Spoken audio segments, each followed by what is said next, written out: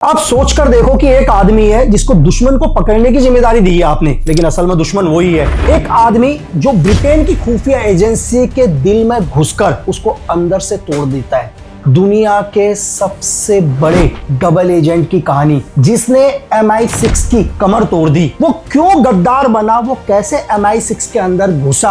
आप एक बार सोच कर देखो कि यार एक आदमी जिसको आपने जिम्मेदारी है कि तुम दुश्मन को पकड़ोगे, लेकिन असल में वही दुश्मन है। एक ऐसा आदमी जो ब्रिटेन की खुफिया एजेंसी के अंदर घुसकर उसको अंदर से तोड़ देता है। MI6 के कई एजेंटों को फांसी पर चढ़वा देता है। एक ऐसा नाम जिसने MI6 के इतिहास में पूरे MI6 को बर्बाद करके रख दिया, एक डबल एजेंट किम फिल्बी। और सबसे बड़ी बात, ये क्यों गद्दार बना यार, और ये कैसे MI6 के अंदर घुसा। MI6 के अंदर घुसने के लिए इसने क्या किया, ये आज की एक डबल एजेंट की कहानी में जानेंगे हम। 1 जनवरी 1912 अंबाला यानी कि आज के पंजाब में किम का जन्म होता है, क्योंकि जो किम के फादर थे हार्लॉर्ड, वो क्या थे, ब्रिटेन के एक बहुत बड़े अधिकारी थे यार। उस टाइम वो हिंदुस्तान में रहते थे, क्योंकि जैसे ब्रिटेन ने क्या किया था, हिंदुस्तान को भी गुलाम किया था। और जो किम का नाम है ना यार, एक उपन्यास से पढ़ा। उसके फादर एक उपन्यास पढ़ते थे, रुडयार्ड किपलिंग की, तो उसी से इंस्पायर होकर उन्होंने किम का नाम क्या रखा,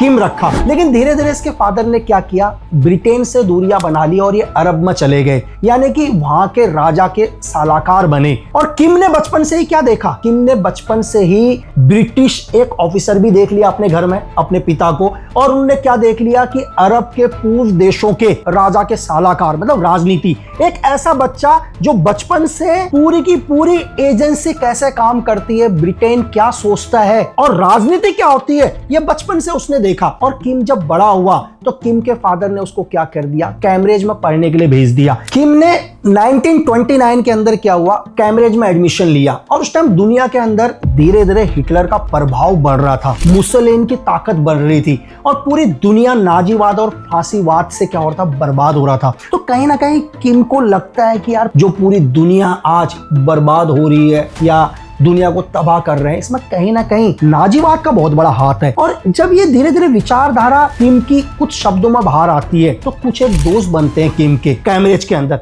और सेम विचारधारा इन दोस्तों की भी क्या होती है, किम से मिलाव करती है और ये धीरे धीरे एक अच्छे दोस्त बनते हैं। लेकिन किम को नहीं पता कि जिनके साथ वो दोस्ती कर रहा है वो एक्चुअल में क्या है, वो USSR के एजेंट हैं जो कैम्ब्रिज के अंदर पढ़ रहे हैं। और इनका सिर्फ एक ही काम है, नए स्टूडेंट्स को क्या करना, हिटलर के अगेंस्ट करना, कम्युनिज्म के पक्ष में करना।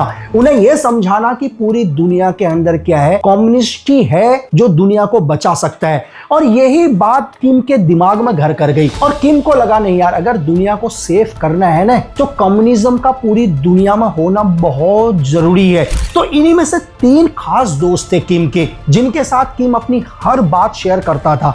एक का नाम था गे बार्ज, और ये बहुत तेज था यार दिमाग से, लेकिन कम बात करता था, लोगों से बहुत जल्दी घुल मिलता था, लेकिन शराब बहुत पीता था, पार्टी बहुत करता था। एक्चुअल में क्या था, USSR का एजेंट था ये। और ये किम का बहुत अच्छा दोस्त। दूसरा दोस्त कौन बना किम का, किम का दूसरा दोस्त बना डोनाल्ड मैकक्लीन। ये भी पढ़ाई के अंदर बहुत तेज, जीनियस। अगर एक बारी कोई चीज देख लेता उसको कभी नहीं भूलता, लेकिन भावुक बहुत था, इमोशंस बहुत थे इसके अंदर। और ये भी किम का दोस्त बन गया। ये भी क्या था, एक एजेंट था जो सेम USSR के लिए काम कर रहा है। और किम का तीसरा दोस्त एंथोनी बोलंट, ये भी क्या था, शांत रहने वाला, कम बोलता था, लेकिन सोच बहुत गहरी रखता था। अगर इसने आपसे कुछ कह दिया तो आप पक्का इसकी बातों में आ जाओगे। और ये भी सेम USSR के लिए काम करता था। और यहीं से इन तीनों ने क्या कर दिया, किम के दिमाग में एक चीज डाल दी कि अगर दुनिया को बचाना है तो ब्रिटिश साम्राज्य का खत्म होना बहुत जरूरी है। और 1934 तक आते आते क्या हुआ, किम क्या कर दिया, चुपचाप से मीटिंग करने लग गया। किससे, USSR के एजेंटों से। उसको लगा कि मुझे भी क्या करना चाहिए, मुझे भी USSR के लिए काम करना चाहिए। और एक दिन क्या हुआ,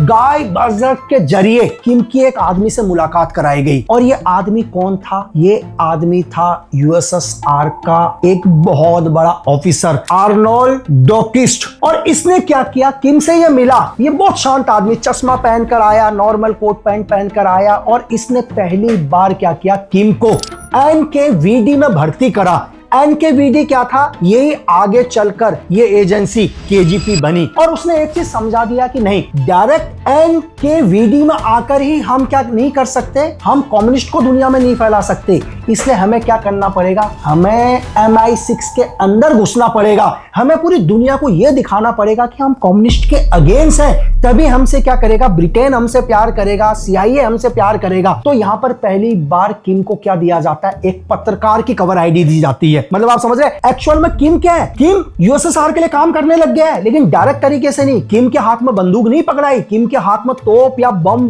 गोले नहीं पकड़ाई। किम को क्या करना था, किम को सिस्टम के अंदर घुसना था। और उस टाइम USSR का सबसे बड़ा दुश्मन कौन, ब्रिटेन या अमेरिका। और किम ने क्या किया, एक पत्रकार, एक जर्नलिस्ट होने के नाते अखबारों में क्या कर दिया, एंटी कम्युनिज्म लिखना शुरू कर दिया। वो कम्युनिज्म को हर जगह गलत ठहराता। और यहीं पर धीरे धीरे किम के ऊपर नजर पड़ी किसकी, MI6 की, क्योंकि MI6 खुद कम्युनिज्म के अगेंस्ट थे। और इन्होंने क्या किया, जब किम की विचारधारा को पढ़ा तो उन्हें लगा कि यार इस आदमी का MI6 के लिए काम करना बहुत जरूरी है, क्योंकि यह आदमी क्या कर सकता है, ब्रिटेन या अमेरिका को पूरी दुनिया में महान दिखा सकता है। तो वो लोग क्या करते हैं, किम को MI6 के लिए रिक्रूट कर लेते हैं, जो USSR चाहता था। और पहली बार क्या होता है, किम क्या होता है, एक MI6 का एजेंट बनता है। और काम इसका सेम ही होता है, पूरी दुनिया को क्या करना, गुमराह करना, लेकिन MI6 के पक्ष में लेके आना। और धीरे धीरे क्या करता है, ये MI6 के लिए अच्छे लेख लिखता है, मतलब MI6 की अच्छी बातें पूरी दुनिया के अंदर लाता है। और धीरे धीरे क्या होता है, MI6 में इसका प्रमोशन होता रहता है। और धीरे धीरे क्या करता है, अपने कुछ एक सोर्सेज भी बनाता है। MI6 इसको कहती है कि तुम्हें क्या करना है, ऐसे लोगों को अपना सोर्स बनाना है जो हमारे को USSR की इंफॉर्मेशन दे सकें, जिससे हम क्या कर सकें, USSR को धीरे धीरे खत्म करें। तो ये तो पहले से ही क्या था, USSR का एक एजेंट था। तो USSR जानबूझ के इसको कुछ ऐसी इंफॉर्मेशन देती जिस इंफॉर्मेशन इतनी महत्वपूर्ण नहीं होती, मतलब USSR को इतना नुकसान नहीं हो सकता था। लेकिन किम क्या करता है, वो इंफॉर्मेशन MI6 तक पहुंचाता है। और MI6 को लगता है कि किम बहुत अच्छा काम कर रहा है, किम धीरे धीरे अपने सोर्सेस को बढ़ा रहा है, किम धीरे धीरे अपना नेटवर्क क्या कर रहा है, USSR में खड़ा कर रहा है। और धीरे धीरे MI6 के अंदर बहुत बड़े लेवल पर पहुंच जाता है किम। और टाइम आता है 1939-1940 का, जहां से सेकेंड वर्ल्ड वॉर स्टार्ट हो गया। अब सेकेंड वर्ल्ड वॉर स्टार्ट हो गया तो समझ लो कि दुनिया के अंदर जासूसी का गेम शुरू हो गया। अब क्या है, USSR की इंफॉर्मेशन को लेके आना, ब्रिटेन अपनी इंफॉर्मेशन को देगा, MI6 अपनी इंफॉर्मेशन पता करेगा, ठीक है, जर्मनी अपनी इंफॉर्मेशन, मतलब एक तरह से पूरी दुनिया में सिर्फ एक ही चीज थी, इंफॉर्मेशन का गेम। अब यहां पर MI6 क्या कर रही थी, उसने क्या कर दिया, किम को एक स्पेशल एजेंट के तौर पर भेजा इस वॉर में, ताकि किम क्या कर सके, इस वॉर में USSR की हर इंफॉर्मेशन ब्रिटेन तक लेकर आए। लेकिन MI6 को यह नहीं पता था कि MI6 की जो पावर में बैठा हुआ है वो क्या है, खुद क्या है, एक KGP का एजेंट है, जो MI6 की हर इंफॉर्मेशन क्या कर रहा है, USSR तक पहुंचा रहा है। आप एक पल के लिए सोचकर देखो कि जिसे आप अपने घर पर पनाह दे रहे हो, या आपके घर का मुखिया जिस पर आप भरोसा करके पूरा घर उस मुखिया के हिसाब से चल रहा है, और वही मुखिया क्या है, दुश्मन के घर में बैठा हो, आपकी हर इंफॉर्मेशन दुश्मन को दे रहा हो, और वो ये चाह रहा हो कि कैसे आपका घर बर्बाद हो। यही किम का रोल था KGP के लिए। और धीरे धीरे 1944 में USSR के डेस्क का सबसे बड़ा अधिकारी बन गया किम।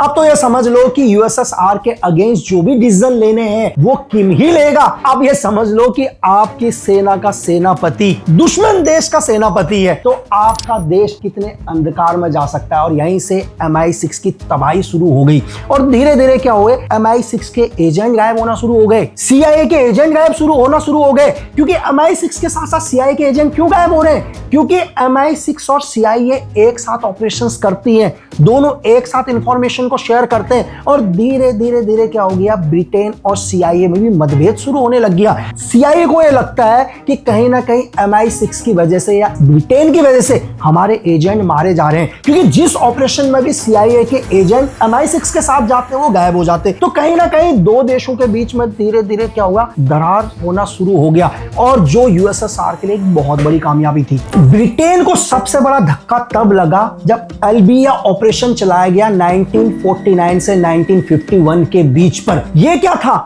ये एक सबसे बड़ा नुकसान था। यहां पर MI6 ने जो भी अपने एजेंट भेजे या CIA ने अपने एजेंट भेजे ताकि अल्बिया से क्या हो, कम्युनिस्ट को खत्म किया जा सके। उनके जो भी एजेंट ट्रेनों से गए, समुद्र के रास्ते से गए, हवाई रास्ते से गए, वो सारे के सारे मारे गए। और यहां पर पूरा ब्रिटेन और अमेरिका शॉक कि यार एक ऐसा ऑपरेशन, मतलब जो सिर्फ CIA को पता है, जो सिर्फ MI6 को पता है, उनके एजेंट तो पहुंचने से पहले ही मारे गए। तो ऐसे कैसे पॉसिबल है? तो तभी यहां पर MI6 को लग जाता है कि कुछ ना कुछ तो है। ऐसा है कि हमारी एजेंसी के अंदर ही एक ऐसा भेदी है जो दुश्मन को क्या कर रहा है, हर इंफॉर्मेशन दे रहा है। अब MI6 क्या कोई भी ऑपरेशन लॉन्च कर ही नहीं सकती, क्योंकि उन्हें पता है कि उन्हीं की एजेंसी के अंदर कोई ना कोई KGP का एजेंट है। जब तक वो उस KGP के एजेंट को नहीं पकड़ेंगे तब तक वो USSR के अगेंस्ट तो कोई इंफॉर्मेशन कर ही नहीं सकते, क्योंकि उन्हें पता ही नहीं है कि उनमें से कौन ऐसा है जो KGP को इंफॉर्मेशन दे रहा है। अब ऐसा तो है नहीं कि यार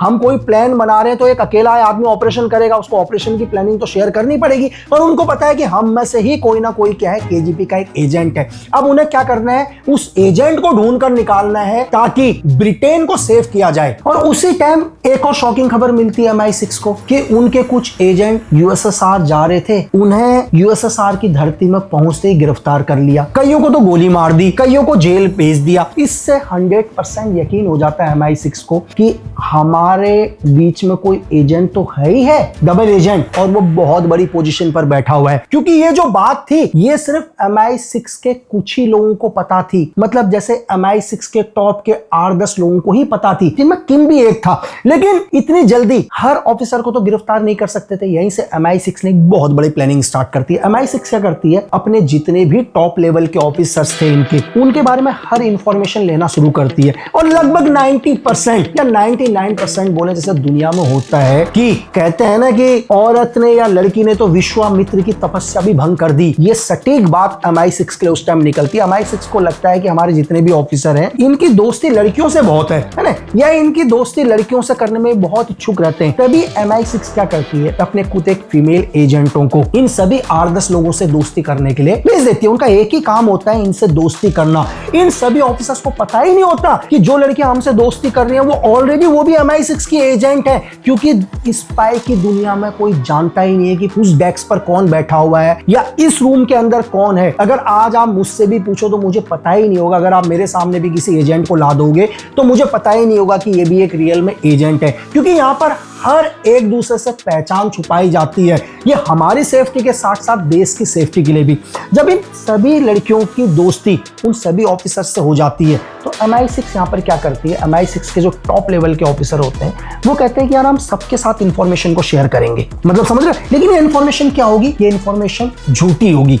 जैसे कि नॉर्मली तरीके से क्या है, ये पहले आदमी को बोलते हैं कि आज USSR में फलाने फ्लाइट से हमारे 2 एजेंट जा रहे हैं, जबकि एजेंट कुछ होते नहीं है वो। अब वो देखते हैं कि यार वो नॉर्मल आदमी चलेगा, नॉर्मल आदमी को एजेंट बना देती है MI6, क्योंकि देश के लिए रिस्क लेना पड़ता है। और देखते हैं कि USSR में वो आदमी गए, उनकी कोई गिरफ्तारी नहीं हुई, तो इसका मतलब ये आदमी सेफ है। ऐसे करके हर इंफॉर्मेशन उन 10 के 10 आदमी को दी जाती है। और जैसी एक इंफॉर्मेशन किम को दी जाती है कि हमारे एक कपल USSR जाएगा और ये USSR जाने के बाद फलाने कवर आईडी में रहेगा और इसका काम होगा हमारी USSR की वो इंफॉर्मेशन तुम्हें देना। अब जैसी ये कपल, ये कोई एजेंट नहीं होता, ये कपल जैसी USSR पहुंचता है और इसको USSR आर्मी क्या करती है, सीधे अरेस्ट करती है या वहां की KGP अरेस्ट करती है।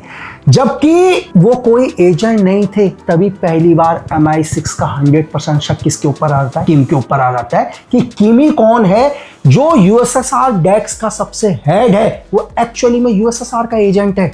और लेकिन किम भी वो इंफॉर्मेशन क्यों देता है कि एक इतना बड़ा जासूस यार ये इंफॉर्मेशन कैसे दे देगा। अब ऐसा नहीं है कि किम के सामने ये इंफॉर्मेशन दी थी। जब किम को ये इंफॉर्मेशन दी गई तो MI6 ने क्या कर दिया, अपने 8-10 डमी एजेंट, मतलब डमी का मतलब वो MI6 के एजेंट है ही नहीं, नॉर्मली तरीके से आम लोग हैं जिनको एक जगह पर बुलाया गया है, ठीक है। उन लोगों को तो ये भी नहीं पता कि MI6 की कोई मीटिंग है। मेरी बात समझ रहे हैं? जैसे सपोज करो कि आज देश की कोई मीटिंग होती है, जैसे CIA कल एक मीटिंग करती है, तो CIA क्या कर देगी, 8-10 लोगों को बुला लेगी कि यार एक पार्टी है, ठीक है, लेकिन मैं एक एजेंट हूं CIA का, वो बाकी तो सारे नॉर्मल लोग हैं। लेकिन मुझे क्या बताया जाएगा कि आज हमने 10 एजेंट और आ रहे हैं, हमारे क्या आ रहे हैं, 10 एजेंट और आ रहे हैं। तो मैं ऑलरेडी एजेंट हूं, मुझे लगेगा कि यार जो तो 10 लोग हैं वो एजेंट है, जबकि CIA के लिए कोई एजेंट नहीं है, वो नॉर्मल लोग हैं जिन्हें एक पार्टी में बुलाया गया है। अब एक इंफॉर्मेशन शेयर करी नॉर्मली तरीके से 10 लोगों के सामने, यार ये जाएंगे, इंफॉर्मेशन हमारे पास आएगी, लेकिन एक्चुअल में उन 9 लोगों या 10 लोगों का तो कोई एक्सेस ही नहीं है USSR तक। मेरी बात समझ रहे हैं?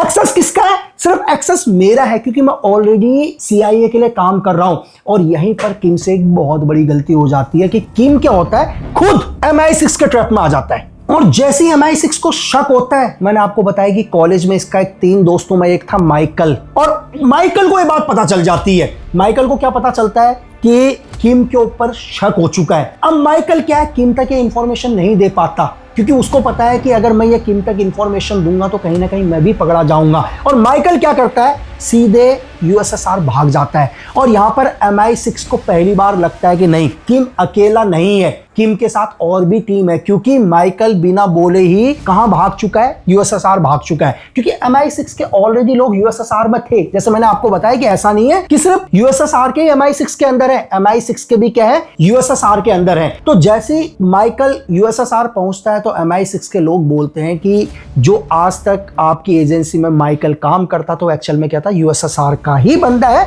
जो अब USSR आ चुका है। और यहां से 100% शक हो जाता है किम के ऊपर MI6 का, क्योंकि मैंने आपको बताया कि बहुत बड़ा ऑफिसर था, डायरेक्ट अरेस्ट नहीं कर सकते थे, पूरा का पूरा USSR डेस्क को वो ही देख रहा था। लेकिन एक इतने बड़े अधिकारी को पर हाथ डालने से पहले एक देश के पास बहुत बड़े एविडेंस होने बहुत जरूरी हैं। फॉर एग्जांपल, कितना बड़ा अधिकारी, सपोज करो कि RNW का ही समझ लो कि RNW के कोई एक अधिकारी जिनको पूरी की पूरी अमेरिका की जिम्मेदारी दे रखी है कि तुम अमेरिका से हर इंफॉर्मेशन लाओगे, उन्हें इतनी जल्दी अरेस्ट नहीं किया जा सकता जब तक 100% से भी 100% कंफर्म ना हो कि ये देश के साथ गद्दारी कर रहे हैं। अब आप समझिए कि किम को MI6 ने पूछताछ के लिए बुलाया 1951 में। जब पूछताछ करी गई तो किम के खिलाफ कोई एविडेंस ही नहीं मिले MI6 को कि वो ऐसे एविडेंस ब्रिटिश गवर्नमेंट को दे सके। और ब्रिटिश गवर्नमेंट ने क्या है, एक सार्वजनिक रूप से ये बयान जारी किया कि नहीं, किम के खिलाफ ऐसे कोई भी एविडेंस नहीं है जिससे वो एक देशद्रोही का एक्ट लगा सके। लेकिन किम के ऊपर शक था। तो सोचो कि दुनिया का किम कितना खतरनाक एक डबल एजेंट, कि उसकी देश को पता है कि ये USSR के लिए काम कर रहा है। इसने हमारे हजारों एजेंट मरवा दिए, जेल करवा दी, हमारे सारे ऑपरेशन फेल करवा दिए, लेकिन किम के खिलाफ उनके कोई एविडेंस नहीं। 1960 तक आते आते क्या है, USSR का एक बहुत बड़ा ऑफिसर जो एक्चुअली क्या करता था, MI6 के लिए काम करता था, और वो पहली बार एक ऐसा एविडेंस देता है। यहां पर क्या होता है, किम को एक बहुत इंपॉर्टेंट इंफॉर्मेशन देनी थी, किसको, USSR को। और वो इंफॉर्मेशन ये देनी थी कि CIA और MI6 मिलकर एक बहुत बड़ा ऑपरेशन लॉन्च हो रहे हैं। किम यहां पर एक छोटी सी गलती कर देता है। किम क्या करता है, कम्युनिकेशन के थ्रू दे देता है, वो मास कोड के थ्रू नहीं देता, कम्युनिकेशन के थ्रू दे देता है। लेकिन किम को ये नहीं पता होता कि वो जिस डेस्क को ये इंफॉर्मेशन दे रहा है वो एक्चुअली में USSR का ऑफिसर नहीं है, वो है USSR का ऑफिसर, लेकिन काम किसके लिए कर रहा है, काम कर रहा है MI6 के लिए। वो जैसे ही वॉइस सैंपल को लेता है तो वो ये इंफॉर्मेशन USSR के साथ शेयर नहीं करता। वो किसके साथ शेयर करता है, वो करता है MI6 के साथ। वो एक पत्रकार की कवर आईडी से होते हुए, मतलब यही जो ऑफिसर था जो MI6 के लिए काम कर रहा था, ये एक जर्नलिस्ट की कवर आईडी से क्या करता है, सीधे USSR से निकलता है और सीधे कहां पहुंचता है, ब्रिटेन पहुंचता है। और ये वॉइस सैंपल जनवरी 1963 में MI6 को देता है। और MI6 के पास एक बहुत बड़ा एविडेंस होता है किम के लिए। किम को जैसे ही ये पता चलता है कि उसके खिलाफ एविडेंस मिल चुका है और किम गायब, किम का पता ही नहीं चलता। और MI6 क्या करती है, CIA की मदद से किम को ढूंढना शुरू करती है। और किम कहां होता है, किम मास्को भाग चुका होता है। अब आप समझ रहे हैं, दुनिया का एक ऐसा एजेंट जो हर इंफॉर्मेशन को USSR तक भेजता गया। और जैसे ही MI6 को पता चला और सबूत मिले, MI6 उसे अरेस्ट करती, उससे पहले वो मास्को पहुंच जाता और मास्को में उसका एक भव्य स्वागत करती है KGP। और KGP उसे कर्नल रैंक का दर्जा देती है और जीवन भर वो क्या करता है, USSR में रहता है। और आप समझ सकते हैं कि एक ऐसा एजेंट जिसने ज्वाइन पहले KGP की, KGP ज्वाइन करने के बाद उसने MI6 के अंदर गया और MI6 की हर इंफॉर्मेशन को केजीपी तक पहुंचा। केजीबी तक पहुंचने के बाद जब उसकी सही जानकारी MI6 को मिली, MI6 उसे अरेस्ट करता। इससे पहले क्या हो गया, वो यूएसएसआर पहुंच गया। लोग कहते हैं कि क्यों आज तक किम पकड़ा नहीं गया। किम ने जीवन में कभी शादी नहीं करी, उसकी कोई लड़की दोस्त नहीं बनी। बहुत सारी उसको लड़कियों के ऑफर आए, शादियों के ऑफर आए, उसने सारे क्या किए, ये सारे ऑफर ठुकराए। और कहते हैं कि उसने हमेशा अकेलेपन को ही अपना दोस्त बनाया। तो आज भी लोग कहते हैं या कुछ एक स्पाई कहते हैं कि केजीपी को दुनिया की सबसे बड़ी एजेंसी में से एक MI6 या CIA इसलिए नहीं पकड़ पाई क्योंकि किम के राज सिर्फ किम ही जानता था, और किम के वो सारे राज किम के खत्म होने के बाद उसके साथ ही चले गए। 1988 में किम की मौत हुई, और मैं आपको ये बताऊं कि पूरे राजकीय सम्मान के साथ किम का मॉस्को में अंतिम संस्कार किया गया, क्योंकि केजीपी कहती है कि जो उसके मुल्क के लिए काम करेगा, केजीपी हमेशा उसके साथ रहेगी। क्यों? क्योंकि देश प्रेम से बड़ा कोई धर्म नहीं।